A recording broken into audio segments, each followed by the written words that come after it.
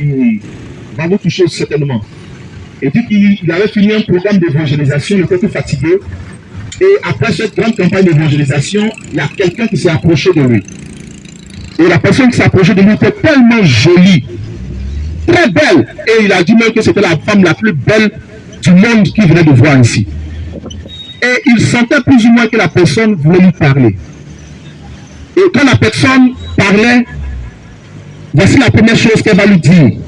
Elle va lui dire simplement que tu me vois comme une femme, mais en réalité je suis un homme. Tu me vois comme une femme, mais je suis un homme. Et son parcours, cette personne va l'expliquer.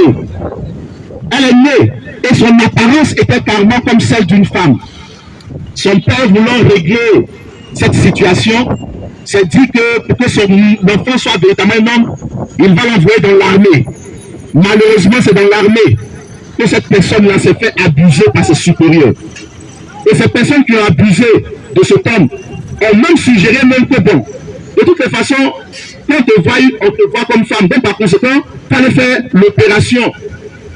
Et elle a accepté, bon, il a accepté de se faire opérer pour devenir ce que veulent voir les hommes. Mais il dit que depuis qu'il a fini l'opération, il ne trouve pas la paix. Il est accusé sans cesse. Et il entendait des voix qui étaient en train de le pousser au suicide. Et il se demandait est-ce que Dieu peut le pardonner. Ce soir, je vais dire à quelqu'un, regarde, Dieu n'est pas comme toi, Dieu n'est pas comme moi. Dieu qui a été capable de pardonner à l'humanité la mort de son fils, ce Dieu-là te pardonne. Et c'est la première parole que Jésus a prononcée. Il a dit, Père, pardonne-leur, car ils ne savent ce qu'ils font. Mais le problème, c'est que malgré ce que l'homme de Dieu a expliqué, la personne a dit par la suite, en tout cas, merci de m'avoir écouté.